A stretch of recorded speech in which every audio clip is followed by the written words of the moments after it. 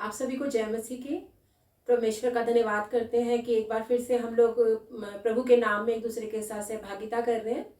और इस साल जबकि हमने ये विचार किया है कि हम प्रभु यीशु मसीह के बारे में जानेंगे कि प्रभु यीशु मसीह कौन है, क्योंकि हम प्रभु यीशु मसीह की शिक्षाओं को तो सुनते हैं और उसकी शिक्षाओं को भी हम सीखेंगे, उसकी शिक्षाओं को भी हम जानेंगे, लेकिन उसके साथ साथ हम ये भी जानेंगे कि प्रभु यीशु मसीह कौन है। अपने पिछले वीडियो में मैंने आपको बताया था कि प्रभु यीशु मसीह परमेश्वर का पुत्र है और आज हम उसी चीज़ को कंटिन्यू रखेंगे कि प्रभु यीशु मसीह वचन है। अगर हम देखें तो परमेश्वर ने जब पूरी सृष्टि की रचना की, परमेश्वर ने बोला और चीज़ें अस्तित्व में आ गईं।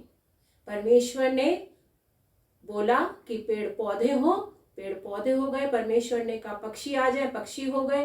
परमेश्वर ने बोलने के साथ संपूर्ण सृष्टि की रचना की। जो चीज़ें हम आकाश और पृथ्वी की देखते हैं वो सारी चीज़ें परमेश्वर के सिर्फ कहने मात्र से ही अस्तित्व में आ गई। सिर्फ मनुष्य था जिसको परमेश्वर ने अपने हाथों से बनाया।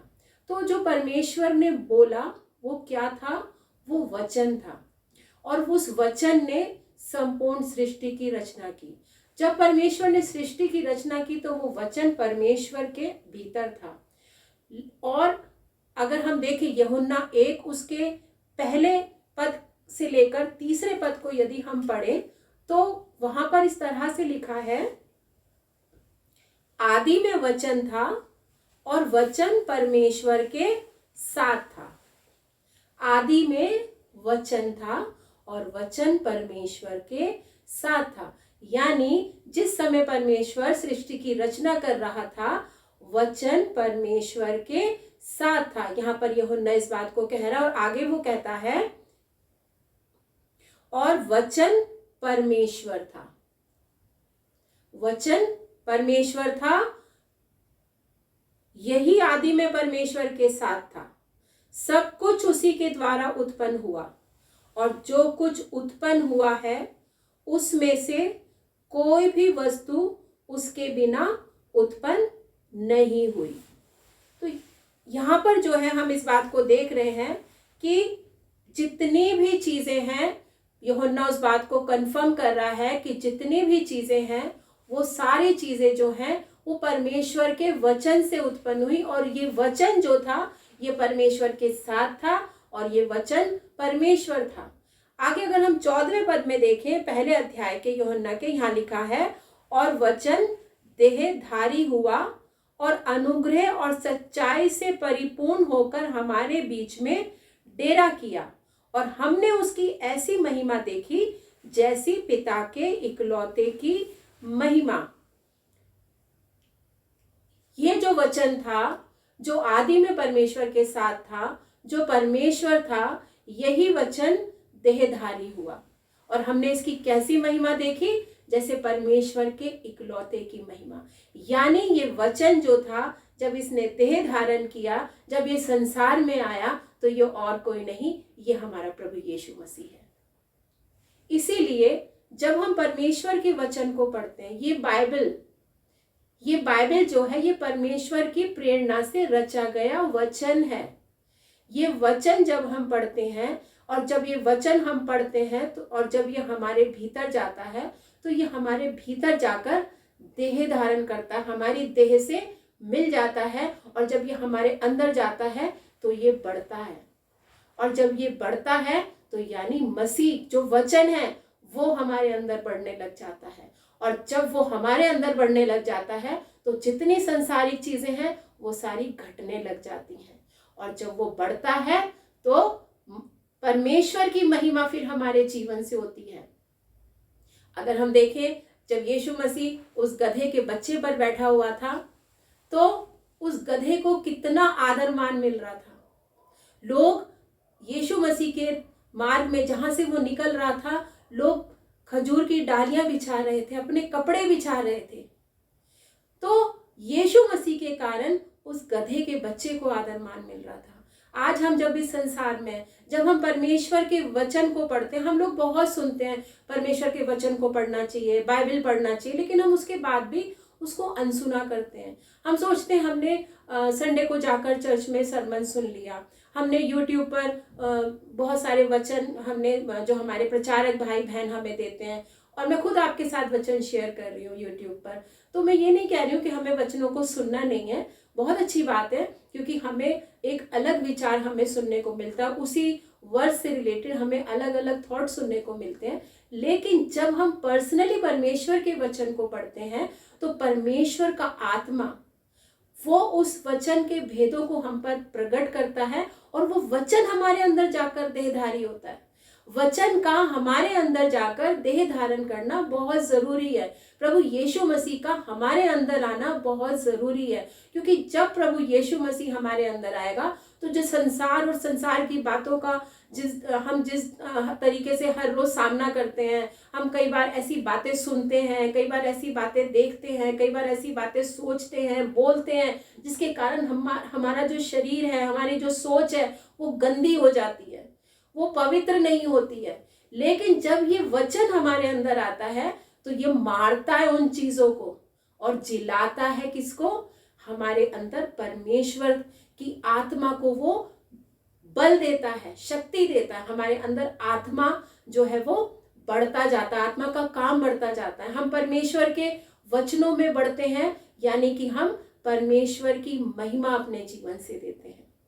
परमेश्वर ने, अगर हम देखें तो भजन यशाया उसके 55 चैप्टर के 10 और 11 पद में इस वचन के लिए क्या कहा है, आइए हम इसको देखते हैं। यहाँ पर परमेश्वर का वचन बताता है कि जिस प्रकार से वर्षा और हिम आकाश से गिरते हैं और वहां यों ही लौट नहीं जाते, वरन भूमि पर पड़कर उपज उग जाते हैं, जिससे बोने वाले को बीज और खाने वाले को रोटी मिलती है, उसी प्रकार से मेरा वचन भी होगा जो मेरे मुख से निकलता है। वो व्यर्थ ठहरकर मेरे पास ना लौटेगा, परंतु जो मेरी इच्छा है उसे वो पूरा करेगा, और जिस काम के लिए मैंने उसको भेजा है उसे वो सफल करेगा। यहाँ पर परमेश्वर का वचन हमें उदाहरण दे रहा है हिम का और वर्षा का। जब बारिश आती है तो जब नीचे इस पृथ्वी पर आती है तो वो फसलों पर पड़ती है, बीज पर पड़ती है। बीज जब बीज को वो पानी मिलता है तो वो बढ़ता है। उसी तरीके से परमेश्वर का वचन कह रहा है, जो वचन मैंने भेजा है वो बिना फल पैदा किए, बिना कोई फल उत्पन्न किए वो मेरे पास वापस नहीं लौटेगा। अगर आपने परमेश्वर का वचन अपने अंदर लिया है तो वो जरूर आपके अंदर काम करेगा। तो इसलिए मैं आपको ये बताना चाहती हूँ कि प्रभु यीशु मसीह जो है वो वचन है। आपको उस वचन को पढ़ना है, आपको उस वचन को पढ़ने के लिए समय निकालना है। ये हमारी एक बहुत बड़ी कमजोरी है कि हम लोग सोचते हैं कि हमने वचन सुन लिया, अब हमें वचन पढ़ने की जरूरत नहीं। हमारे घर में 5-5, 6-6 बाइबल्स हो सकती हैं, लेकिन फिर भी वो हमें पता नहीं कि हम हमारी बाइबल कहाँ रखी है, हमें उसको पढ़ना है नहीं पढ़ना है। मुझे एक छोटी सी कहानी याद आ रही है इसी बात को लेकर कि एक बार एक